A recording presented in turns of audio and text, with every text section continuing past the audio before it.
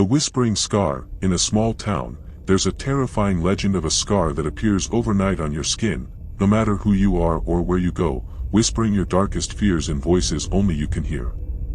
Those who try to remove it find it bleeding profusely, and worse, the whispers soon become screams, until the scar consumes their mind and flesh. It started as a faint, burning itch on my left forearm, something so subtle I barely noticed it at first, but when I caught sight in the mirror, there it was, a deep jagged scar, freshly carved into my skin, pulsing as if alive, the edges still slick with dark, coagulated blood. At night, as the house sank into silence, that scar would whisper. Low, guttural voices that slithered into my thoughts, naming my worst fears and failures with sickening intimacy, 1,000 horrors unspooling behind my eyelids. I tried burning it with a lighter, cutting around it with a knife, but the wound only opened wider, spilling thick black blood that smelled of iron and rot. Each attempt to silence the voices only fed them, turning the whispers into howling screams inside my skull, clawing away at my sanity until the edges of reality began to fray. By the time I was begging for oblivion, the scar had spread, tendrils creeping beneath my skin, black veins snaking up my arm like a living infection, and the voices, oh, the voices, they weren't just in my head anymore. They seeped out in rasping, agonized moans that drew the neighbors' terrified eyes, but no one dared come close. And when the final scream ripped through me, I understood, they weren't just voices, but the cursed souls of everyone who had tried to erase the scar before me. The lonely traveler, they say, on the darkest backroads, a hitchhiker appears, an emaciated figure with hollow eyes and skin stretched tight over bone. Those who give him a ride are trapped in a twisted reality where time loops and roads twist into impossible shapes, forcing them to relive their worst nightmares until they're utterly broken. I saw him standing beneath a flickering street lamp, a thin silhouette swaying like a dying reed in the night wind, clothes torn and stained with something dark, his eyes reflecting a terrible emptiness that chilled me to the bone. Against every instinct screaming to drive past, I pulled over, but the moment he climbed in, the world shifted, roads blurred and folded like torn paper, and the dashboard lights flickered with a sickly green glow. He didn't speak, but his cold breath brushed my neck like the touch of death itself.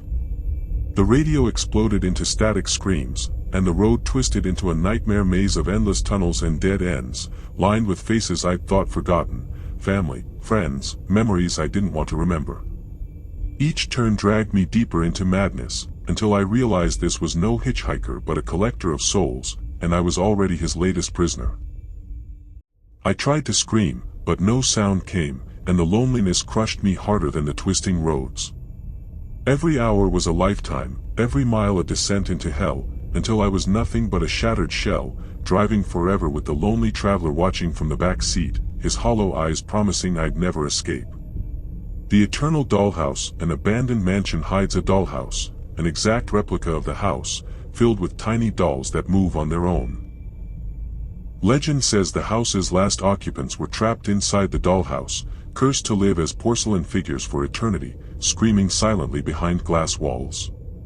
The mansion's door creaked open with a groan that echoed through my bones as I stepped inside, drawn by a cold, inexplicable pull. In the dusty parlor, there it was, the dollhouse, gleaming in the dim light like a beacon of some forgotten horror, every detail precise down to the tiniest nail. As I leaned in, the dolls inside twitched, their painted faces twisting into expressions of terror and pain that no child's toy should ever hold.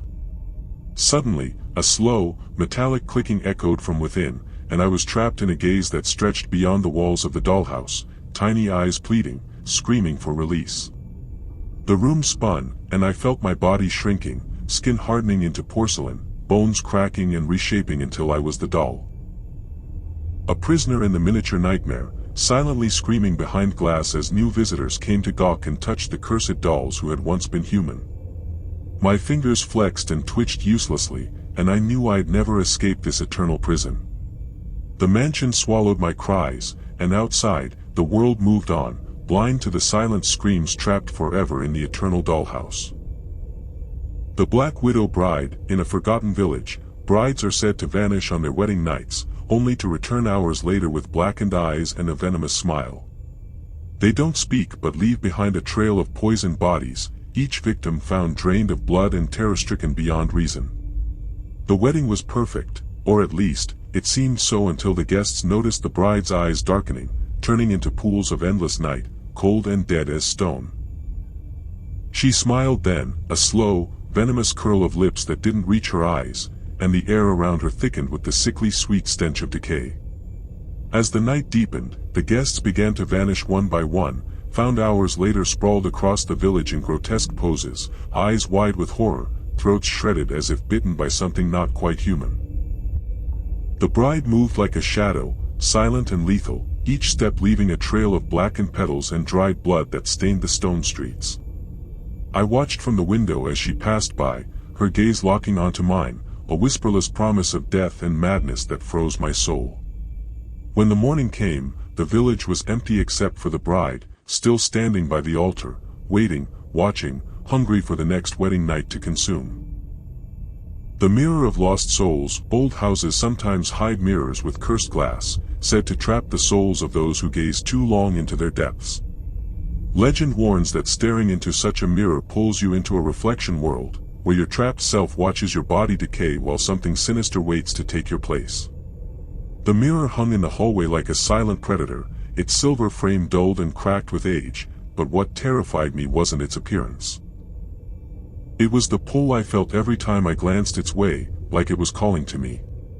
One night, unable to resist, I stared deeper, eyes locked into the infinite blackness of the glass, and the world warped. I was no longer looking at my reflection but a twisted version of myself, pale, hollow-eyed, and grinning with a smile that stretched impossibly wide. My trapped double reached out from the glass, fingers cracking through the surface like shards of broken glass, desperate to escape and take my place in the living world. I tried to look away, but the mirror held me fast, pulling me into a cold, dark void where my body lay broken and rotting on the floor, and my reflection, my cursed double, stepped free with a cruel laugh. Now I watch from behind that glass, powerless and screaming silently, trapped forever in the mirror of lost souls while something darker wears my face and lives my life. The haunted tunnel, drivers who dare pass through the old railroad tunnel at midnight tell tales of a shadowy figure with glowing eyes that stalks the walls, reaching for the living to drag them into the blackness where no one escapes. The tunnel twists and changes, trapping souls in an endless nightmare.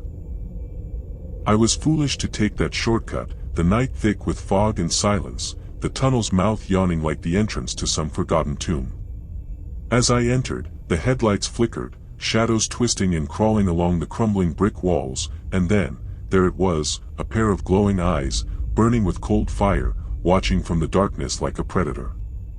The engine sputtered and died, trapping me inside a suffocating void where time dissolved into endless dread. The walls seemed to breathe, pulsing with shadows that reached and clawed, fingers scraping my skin with icy touch as the figure drew closer, its breath a rancid whisper of decay. I tried to escape, but the tunnel twisted impossibly, doors appearing where there were none, and the air filled with the screams of past victims, echoing endlessly. The figure caught me, dragging me into that living nightmare, and I felt my soul unravel beneath its touch. Pulled into a darkness so deep that light itself screamed in agony. The harvester of eyes, in isolated farming towns, there's a whispered legend of a figure who steals the eyes of those who wander alone at dusk. The harvester's victims are found blind and mutilated, their bodies twisted into unnatural poses, with the eerie sensation that something unseen watches through their stolen eyes. I never believed the stories until I saw it. Emerging from the cornfields at sunset, a tall, emaciated figure shrouded in tattered black robes, moving with a jerky, unnatural gait. Its face was hidden beneath a cracked porcelain mask, but from the hollow socket spilled a dark mist that coiled like living smoke. It came for me as I hurried home, its hands skeletal and cruel, scraping across my skin with nails sharp as razors, tearing into flesh with the cold precision of death. I screamed, but the voice caught in my throat as it plucked my eyes from their sockets, and an unbearable cold swallowed me whole. I stumbled blind through the fields, the world a nightmare of darkness pierced only by the whispers of the harvester's stolen eyes, watching, judging, condemning me to wander lost forever, hunted by the thing that now sees through my empty sockets. The Wailing Bridge. There's an old iron bridge that spans a river nobody dares to cross at night, because legend has it that once the moon slips behind the clouds, the anguished cries of a woman drowned there centuries ago rise up from the dark waters, pulling passing travelers into the depths to join her eternal sorrow. I remember the night the air hung heavy and thick with mist, the river below swollen and furious as if it carried the wrath of the dead themselves, when I foolishly drove across the rusted bridge, feeling the first unsettling tremor beneath the tires as an almost imperceptible but chilling wail slid over the wind, low, keening, and unmistakably human, a voice soaked with sorrow and rage that seemed to seep directly into my bones, making my breath hitch and my heart pound like a funeral drum. The shadows beneath the bridge began to twist and churn, black water roiling with unnatural fury, and before I could make sense of what was happening, a cold, skeletal hand shot up through the surface, gripping the underside of my car, sending it violently lurching, the windows fogging over as the cries grew louder, echoing all around me in a maddening symphony of grief and despair, dragging me into the river's grasp where the cold suffocated every last shred of hope until I was swallowed whole, condemned to join the wailing chorus beneath the iron bridge forevermore. In the deepest woods, there's a tale whispered by those few who survived, a child with eyes like empty sockets, whose smile is frozen wide in unnatural innocence, who lures wanderers off the path with soft laughter, only to steal their faces, leaving behind a mask of flesh that will scream silently for all eternity. I'd been chasing the fading light through the dense forest, the tangled branches clawing at my jacket like desperate hands, when I heard it, a soft, tinkling laugh, impossibly childlike and sweet, echoing between the trees as if the forest itself was mocking me.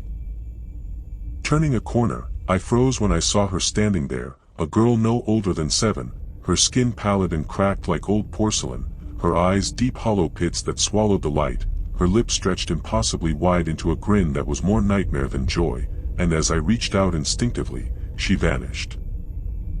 Only to reappear inches from my face, her cold, bony fingers clawing at my cheeks with a sickening rip, tearing flesh away in ragged strips as her laughter turned shrill and manic, and I realized too late that my face was being stolen, the horror of losing not just my features but my identity seeping into my soul as I became yet another hollow child trapped forever in that cursed forest. The Clockmaker's Revenge. In a forgotten village, a clockmaker built a masterpiece of twisted gears and ticking horrors that could trap time itself. When his creation was destroyed by jealous townsfolk, he cursed the village. Now, those who hear the clock's distant chime at midnight find themselves caught in loops of agony, their bodies aging and unaging, stuck between seconds of pure torment. The night I heard the first chime was when the nightmare began. The sound dripping through the air like molten metal, each toll echoing through my bones with an unbearable weight that twisted time into something grotesque and cruel, freezing my breath mid-exhale as the world around me warped and folded like a torn tapestry. I found myself trapped in a waking nightmare where moments stretched and collapsed, my skin wrinkling and smoothing in endless cycles, pain exploding and fading with cruel precision, my limbs contorting as invisible hands dragged me through a twisted carnival of clocks that ticked in maddening cacophony, their faces bleeding gears and teeth, while the curse's echo whispered in my ear that escape was a lie and that the clockmaker's revenge would last for all eternity, a perpetual torment where every heartbeat was a hammer striking the final nail into my unraveling sanity.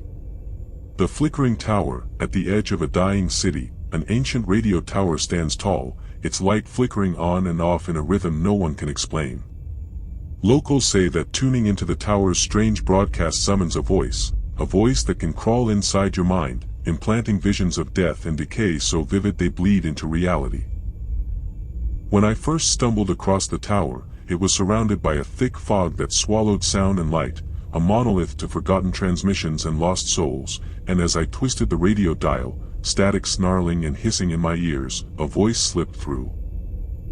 Soft, serpentine, whispering words I couldn't understand but which drilled deep into my brain like needles of ice, planting seedling images of festering wounds and crawling insects that grew larger in my mind until they bloomed into horrifying realities that bubbled up beneath my skin, turning my flesh into a writhing canvas of rot and decay.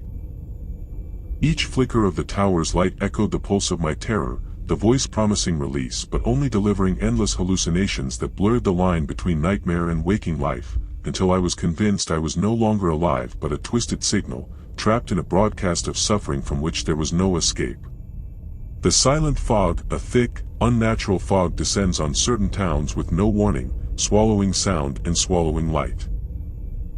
Those caught in it find themselves paralyzed, helpless as invisible hands tear at their skin, dragging them screaming into a realm of silence where no one can hear their cries, and the fog itself feasts on their fear.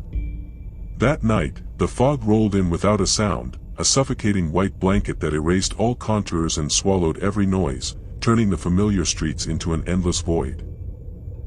Panic rose like bile in my throat as I realized my voice was trapped, locked behind a mouth that would not open, and then came the touch, cold, rough, clawing at my arms with fingers that didn't belong to any living thing, scraping skin and digging into flesh with impossible strength while my heart hammered deafeningly inside a body frozen and betrayed by silence.